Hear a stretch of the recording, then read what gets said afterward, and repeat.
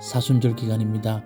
오늘 아침은 마태복음 22장 말씀 함께 나누도록 하겠습니다. 21장 말미에 여러분들에게 이렇게 말씀드렸습니다. 두 아들의 비유, 포도원 소작인의 비유, 혼인잔치의 비유가 연속적으로 나오고 이 세 비유를 간통하는 메시지는 거절이라고 말씀드렸습니다. 당시 예루살렘 종교 지도자들과 그들과 연결되어 있는 종교인들의 대표적인 모습이 거절이라는 겁니다. 이제 마지막 혼인잔치의 비유를 통해서 또 하나의 거절을 우리에게 들려주고 있습니다. 1절에서 14절 말씀입니다. 어떤 임금이 아들을 위해서 혼인잔치를 베풉니다. 약속된 날이 되자 종들을 보내어서 초청한 사람들을 초대합니다. 그러나 그들은 오려 하지 않습니다. 다른 종들을 보내서 이렇게 말합니다. 음식을 다 차려놓고 황소와 살찐 짐승을 잡아서 모든 준비를 마쳤으니 어서 잔치에 오시라고 말합니다. 그랬더니 그들은 들은 척도 하지 않고 한 사람은 자기 밭으로 한 사람은 장사로 갑니다. 6절 말씀에 보니까 심지어 그 종들을 붙잡아서 모욕하고 죽입니다. 그 모습을 본 임금님은 이렇게 말합니다. 혼인잔치는 준비되었는데 초대받은 사람들은 이것을 받을 만한 자격이 없다. 이렇게 말씀하십니다. 당시 종교인들의 모습을 이렇게 결론 내리고 있다는 겁니다. 다시 말하면 예수 그리스도가 이 땅에 오셨습니다. 혼인잔치가 준비되어 있습니다. 그러나 그들은 예수를 거절하였습니다. 받을 만한 자격이 그들에게는 없다는 겁니다. 자, 이제 주인은 종들에게 말합니다. 큰 길로 가서 사람들을 만나는 대로 데려오라고 말합니다. 그런데 11절 12절 말씀 보니까 혼인 예복을 입지 않은 사람이 와 있습니다. 여러분, 이 또한 거절입니다. 성경에서 예복은 행위를 말합니다. 그런데 그는 예복을 입지 않으므로, 다시 말하면 삶으로 준비되어 있지 않더라는 말을 이 표현을 통해서 우리에게 말하고 있습니다. 그래서 혼인잔치의 마지막 결론은 부름받은 사람은 많으나 뽑힌 사람은 적다라고 말씀하고 있습니다. 여러분, 종교생활, 다시 말하면 신앙생활 오래 한 사람들이 정말 새겨들어야 할 말씀입니다. 우리는 부름받은 사람입니다. 그러나 정말 우리는 뽑힌 사람입니까? 거절함으로 말미암아서 부름은 받았지만 뽑힌 사람이 되지 못할 수도 있다는 겁니다. 그래서 정말 우리는 예수의 피와 무관하게 살고 있지 않는지를 깊이 돌아보고, 우리가 일상에 바빠서 아니면 우리 삶의 행위들을 통해서 주님을 거절하고 있지는 않는지를 깊이 돌아볼 수 있는 그런 시간 되었으면 좋겠습니다. 자, 황제에게 바치는 세금 이야기가 나옵니다. 자, 지금부터 여러분 여기에 등장하는 예수님께 질문하는 사람들이 어떤 사람들인지를 잘 보셔야 됩니다. 자, 먼저 바리새파 사람들이 나옵니다. 그리고 그들은 헤롯 당원들과 하나가 됩니다. 여러분, 바리새파 사람들과 헤롯 당원들은 물과 기름입니다. 도저히 합쳐질 수 없습니다. 그러나 예수를 죽이는 일에, 예수님께 트집잡는 일에 그들은 하나가 됩니다. 예, 참 신기하죠. 못된 일, 불의한 일에서는 잘 연대합니다. 그게 사람입니다. 그리고 그들은 정교한 질문을 만들어냅니다. 황제에게 세금을 바치는 것이 옳습니까? 옳지 않습니까? 17절 말씀, 그들은 이 질문을 만들어냅니다. 왜 이 질문이 정교하냐 하면 로마가 통치하는 세상에서 로마는 정말 세금을 중요시 여겼습니다. 조세 제도가 그들에게 가장 중요합니다. 그러니까 황제에게 세금을 바치는 것이 옳습니까? 옳지 않습니까? 라는 이 질문을 통해서 예수님을 올무에 가두려고 합니다. 유대인들을, 신앙인들이 정말 세금을 바치는 것이, 그것이 정말 그들에게는 하나님을 배신하는 행위가 되고, 그리고 그들에게 황제에게 세금을 바치는 것, 그것이 그들에게 문제가 되었습니다. 그러니까 예수님이 어떤 대답을 하더라도 문제가 되는 겁니다. 그런데 예수님은 이렇게 말씀하십니다. 그들에게 데나리온 한 입을 가지고 오라고 말합니다. 그리고 여기에 무엇이 새겨져 있느냐를 예수님 묻습니다. 당시 데나리온에는 티베리우스 황제의 우상이 새겨져 있습니다. 그리고 예수님은 이렇게 말합니다. 황제의 것은 황제에게 돌려주고 하나님의 것은 하나님께 돌려드려라. 이 말씀이 무슨 말씀입니까? 무엇이 새겨져 있냐는 겁니다. 너희 가슴 속에 무엇이 새겨져 있느냐 하는 겁니다. 새겨진 대로 드리면 됩니다. 하나님이 새겨져 있으면 하나님께 드리면 되고, 황제가 너희 가슴 속에 정말 중요한 사람으로 주인으로 새겨져 있으면 황제에게 드리면 된다는 겁니다. 이 질문은 오늘 우리에게 정말 중요한 말씀입니다. 우리가 정말 하나님이 새겨져 있는 사람들은 하나님께 드립니다. 그러나 아무리 예수를 오래 믿고 신앙생활을 오래 하더라도 그 속에 물질이 새겨져 있는 사람은 물질 따라 갑니다. 그러니까 새겨진 대로 드리면 된다는 겁니다. 그래서 22절 보니까 그들은 이 말씀을 듣고 탐복하였다. 정말 탐복할 만한 주님의 답입니다. 자, 그리고 이제 23절부터 33절까지 이제 사두개파 사람들이 예수님께 옵니다. 참 재밌습니다. 바리새파 사람들이 찾아오고 이제 사두개파 사람들이 예수님께 와서 정교한 질문을 만들어서 바리새파 사람들과 똑같이 질문하게 됩니다. 근데 여러분, 사두개파 사람들과 바리새파 사람들의 차이가 뭐냐 하면, 바리새파 사두개파 사람들은 주님의 부활을 믿지 않습니다.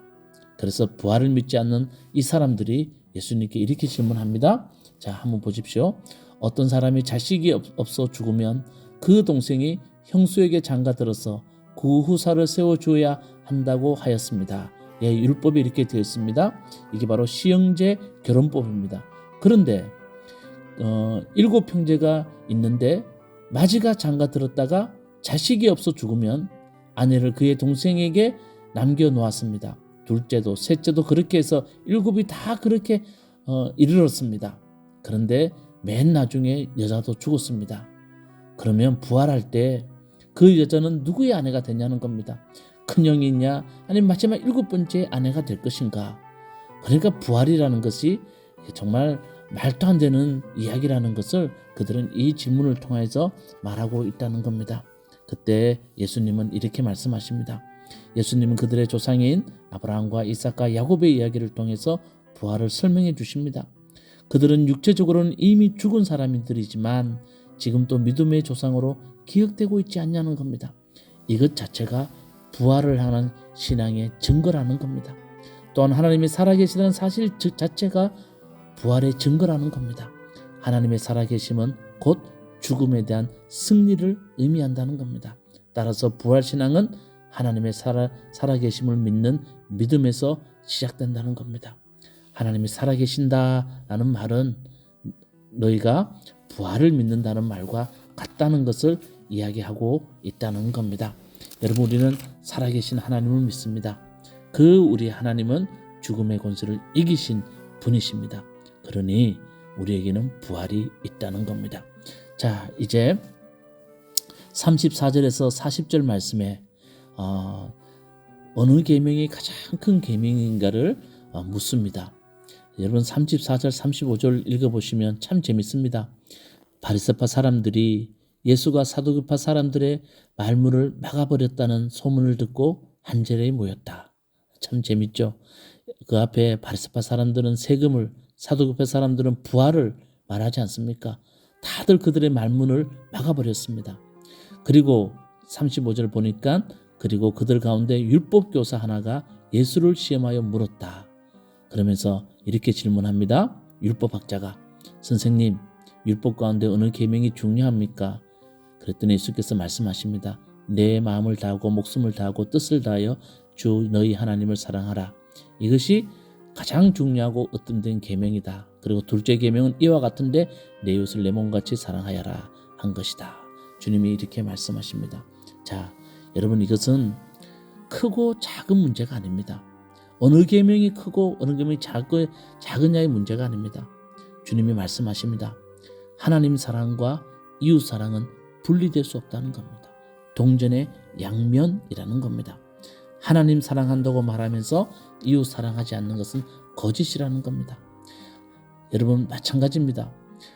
하나님 사랑과 이웃 사랑이 분리될 수 없듯이 믿음과 사랑도 분리되지 못한다는 겁니다. 믿는다고 말하면서도 사랑하지 않는다면 그것은 거짓입니다. 저는 그래서 믿음, 나는 믿습니다 라는 말을 저는 항상 이렇게 우리 풀어서 말했으면 좋겠습니다. 저는 사랑합니다. 그러니까 여러분, 하나님을 믿습니다 라는 말을 다른 말로 풀이하면 하나님을 사랑합니다 라고 말하면 됩니다. 그리고 나는 똑같이 우리가 이웃에 대한 사랑은 또한 하나님에 대한 사랑으로 연결되어 있다는 것을, 믿음은 사랑이라는 것을 꼭 기억하시기 바라겠습니다. 그래서 정말 나는 하나님을 믿는데 나는 이웃을 사랑하고 있는가, 우리 한번 점검해 봐야 됩니다. 이웃을 사랑하지 않으면서 하나님을 믿는다는 것은 우리 예수님 말로는 그것은 거짓이라는 겁니다. 그러니까 항상 우리가 이 말씀 앞에 나 자신을 내려놓고 점검해 보는 그런 시간 가지시기를 주님의 이름으로 축원합니다. 기도하시겠습니다. 하나님, 오늘 우리는 하나님의 귀한 말씀을 보았습니다. 우리의 삶 가운데 주님을 거절하고 살고 있지는 않는지, 예수의 피와 무관하고 살고 있지는 않는지, 그래서 주님이 마련하신 혼인잔치에 참여할 수 있는 자격이 없는 사람이 아닌지 오늘 다시 한번 깊이 돌아보고 주님의 초대에 아멘으로 응답할 수 있는 우리 무화과나무 교회 모든 성도님 될 수 있도록 은혜 베풀어 주시옵소서. 이 모든 말씀 예수님 이름으로 기도드리옵나이다. 아멘. 마태복음 22장. 예수께서 다시 여러 가지 비유로 그들에게 말씀하셨다. 하늘나라는 자기 아들의 혼인잔치를 베푼 어떤 임금에게 비길 수 있다. 임금이 자기 종들을 보내서 초대받은 사람들을 잔치에 불러오게 하였는데 그들은 오려고 하지 않았다. 그래서 다시 다른 종들을 보내며 이렇게 말하였다. 초대받은 사람들에게로 가서 음식을 다 차리고 황소와 살찐 짐승을 잡아서 모든 준비를 마쳤으니 어서 잔치에 오시라고 하여라. 그런데 초대받은 사람들은 그 말을 들은 척도 하지 않고 저마다 제 갈 곳으로 떠나갔다. 한 사람은 자기 밭으로 가고 한 사람은 장사하러 갔다. 그리고 나머지 사람들은 그의 종들을 붙잡아서 모욕하고 죽였다. 임금은 노해서 자기 군대를 보내서 그 살인자들을 죽이고 그들의 도시를 불살라버렸다. 그리고 자기 종들에게 말하였다.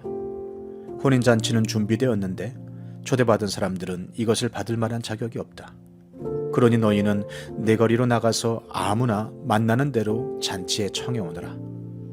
종들은 큰 길로 나가서 악한 사람이나 선한 사람이나 만나는 대로 다 데려왔다.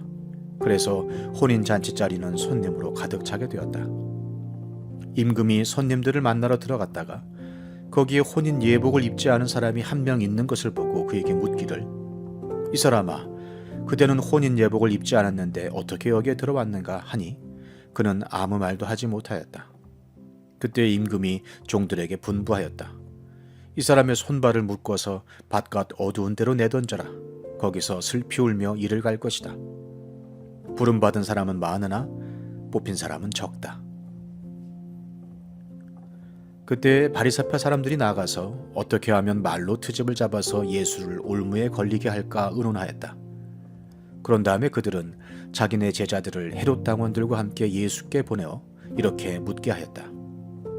선생님, 우리는 선생님이 진실한 분이시고 하나님의 길을 참되게 가르치시며 아무에게도 매이지 않으시는 줄 압니다. 선생님은 사람의 겉모습을 따지지 않으십니다. 그러니 선생님의 생각은 어떤지 말씀하여 주십시오. 황제에게 세금을 바치는 것이 옳습니까? 옳지 않습니까? 예수께서 그들의 간악한 생각을 아시고 말씀하셨다. 위선자들아, 어찌하여 나를 시험하느냐? 세금으로 내는 돈을 나에게 보여달라. 그들은 데나리온 한 잎을 예수께 가져다 드렸다. 예수께서 그들에게 물으셨다. 이 초상은 누구의 것이며 적힌 글자는 누구를 가리키느냐? 그들이 대답하였다. 황제의 것입니다. 그때 예수께서 그들에게 말씀하셨다. 그렇다면 황제의 것은 황제에게 돌려주고 하나님의 것은 하나님께 돌려드려라. 그들은 이 말씀을 듣고 탄복하였다. 그들은 예수를 남겨두고 떠나갔다.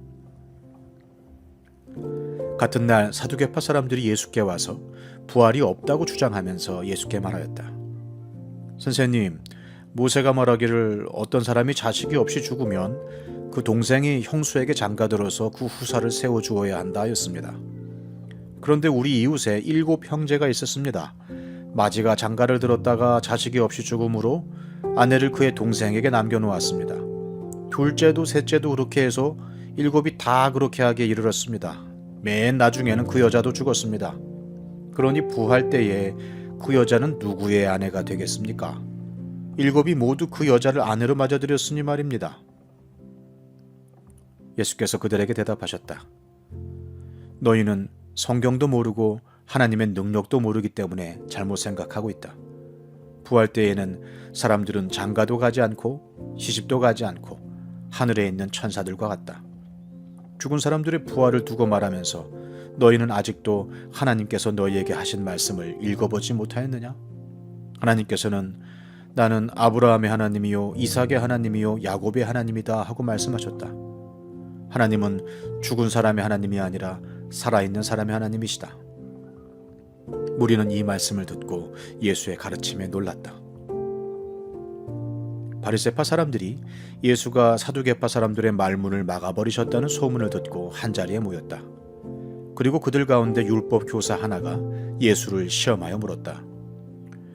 선생님, 율법 가운데 어느 계명이 중요합니까? 예수께서 그에게 말씀하셨다. 네 마음을 다하고 네 목숨을 다하고 네 뜻을 다하여 주 너의 하나님을 사랑하여라 하였으니 이것이 가장 중요하고 으뜸 가는 계명이다. 둘째 계명도 이것과 같은데 내 이웃을 내 몸과 같이 사랑하여라 한 것이다. 이 두 계명에 온 율법과 예언서의 본뜻이 달려있다. 바리새파 사람들이 모였을 때에 예수께서 그들에게 물으셨다. 너희는 그리스도를 어떻게 생각하느냐? 그는 누구의 자손이냐? 그들이 예수께 대답하였다. 다윗의 자손입니다. 예수께서 다시 그들에게 말씀하셨다. 그러면 다윗이 성령의 감동을 받아 그를 주님이라고 부르면서 말하기를 주님께서 내 주께 말씀하셨다. 내가 네 원수를 네 발 아래에 굴복시킬 때까지 너는 내 오른쪽에 앉아 있어라 하였으니 이것이 어찌 된 일이냐? 다윗이 그리스도를 주라고 불렀는데 어떻게 그리스도가 그의 자손이 되겠느냐? 그러자 아무도 예수께 한마디도 대답하지 못했으며 그날부터는 그에게 감히 묻는 사람도 없었다.